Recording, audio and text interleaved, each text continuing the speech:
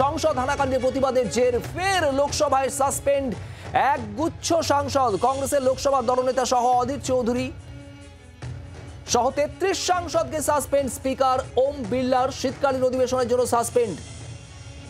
অধীর চৌধুরী সহ মোট 33 জন সাংসদ, যাদের মধ্যে রয়েছেন তৃণমূলের এক ঝাঁক সাংসদ, তৃণমূল সাংসদ সৌগত রায়, কাকলি ঘোষ দস্তিদার, অপরূপা পোদ্দার, শতাব্দী রায়, প্রসূন বন্দ্যোপাধ্যায়, কল্যাণ বন্দ্যোপাধ্যায়, এদের প্রত্যেককেই সাসপেন্ড করা হয়েছে। আপনাদের জানাবো সংসদ হানার জের। আর এই সংসদ হানার পর থেকেই স্বরাষ্ট্রমন্ত্রীর বিবৃতি, সংসদে এই বিবৃতির দাবিতে সরব হয়েছেন বিরোধী সাংসদরা লোকসভার দুকক্ষেই। আর তারপর থেকেই বারবারই উত্তাল হয়েছে সংসদ।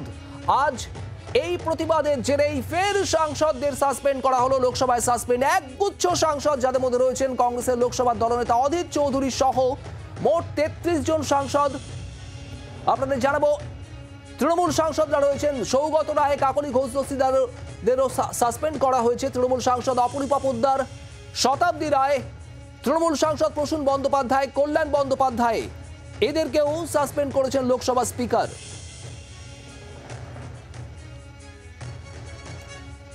সংসদের হানার ঘটনার পর থেকে এর আগে রাজ্যসভা থেকে সাসপেন্ড করা হয়েছিল তৃণমূল সাংসদ ডেরেক ওব্রায়েনকে। সাসপেন্ড করা হয়েছিল লোকসভার এক ঝাঁক বিরোধী সাংসদদের এবং তারপর আবারও ফের এক ঝাঁক লোকসভার সাংসদদের সাসপেন্ড করলেন স্পিকার ওম বিড়লা। সব্যসাচী চক্রবর্তী আমাদের প্রতিনিধি রয়েছেন আমাদের সঙ্গে। সব্যসাচী, একসঙ্গে এতজন বিরোধী সাংসদকে, যাদের মধ্যে রয়েছেন কংগ্রেসের লোকসভার দলনেতা, রয়েছেন এক ঝাঁক তৃণমূল সাংসদ, তাদের সাসপেন্ড করলেন স্পিকার।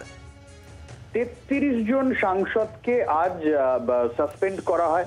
তার মধ্যে রয়েছেন অধীর চৌধুরী, তৃণমূল কংগ্রেসের অপরূপা পোদ্দার, শতাব্দী, সৌগত রায়, কাকলি ঘোষ দস্তিদার, কল্যাণ বন্দ্যোপাধ্যায়, অসিত কুমার মাল, একগুচ্ছ। আমাদের সঙ্গে থাকো সব্যসাচী। এই মুহূর্তে টেলিফোন লাইনে আমরা পেয়েছি তৃণমূল সাংসদ কল্যাণ বন্দ্যোপাধ্যায় রয়েছেন। কল্যাণ বাবু, এতজন সাংসদ, আপনাদের মোট 33 জনকে সাসপেন্ড করা হলো আজ, ঠিক কি ঘটেছে একটু যদি বলেন। ভারতীয় জনতা পার্টির একটা এমপিকে বাঁচানোর জন্য আর অমিত শাহ নিজের গাফিলতিকে আটকানোর জন্য আজকে বিরোধী দলের সবাইকে অলমোস্ট এদের সমস্ত সাসপেন্ড করে দিয়েছে।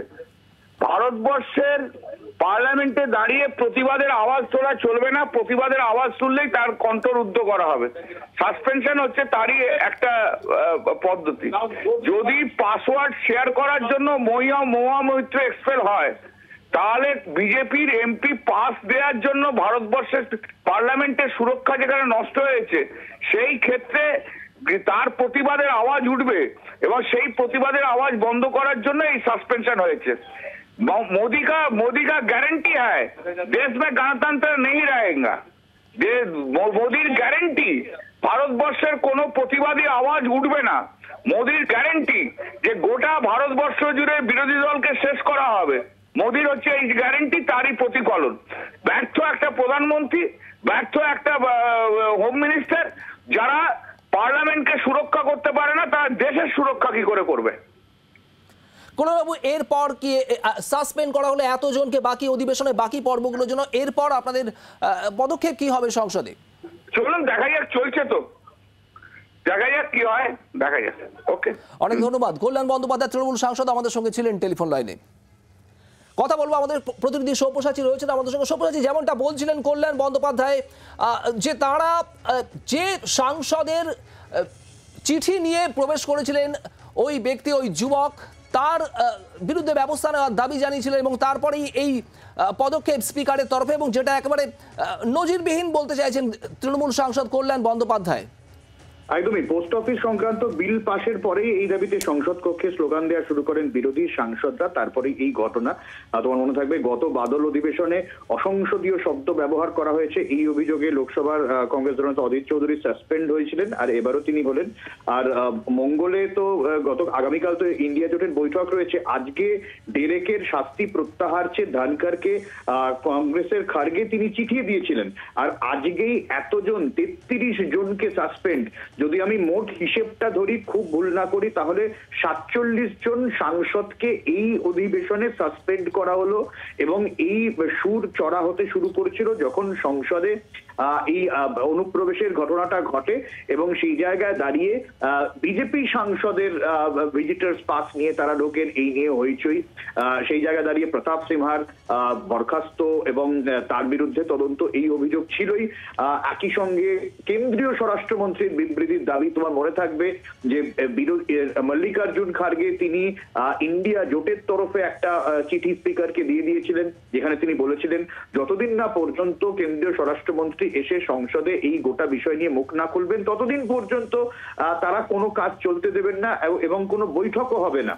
সেই মতোই আজকেও যেটা দেখলাম, পোস্ট অফিস বিল পাশ হলো, তারপরে হইচই শুরু হলো এবং তারপরে একে একে খবর আসতে শুরু করলো যে এই সাসপেনশন, অধীর চৌধুরীর সাসপেনশনের খবর প্রথম আসে এবং তারপরে এক এক করে স্পিকার নাম বলতে থাকেন।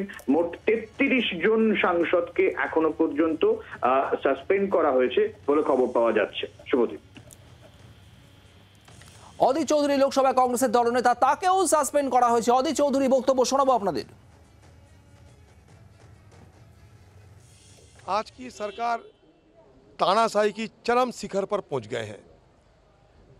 उनके पास बहुमत है और बहुमत की साथ साथ बाहुबली की डंडा घुमा रहे हैं और सारे सदन को जैसे कि अपने पार्टी ऑफिस के मुताबिक चलाना चाहते हैं। सदन आरएसएस और बीजेपी के तो पार्टी ऑफिस नहीं बन सकते। বাংলার আওয়াজ, বাঙালির আবেগ, জি 24 ঘন্টা।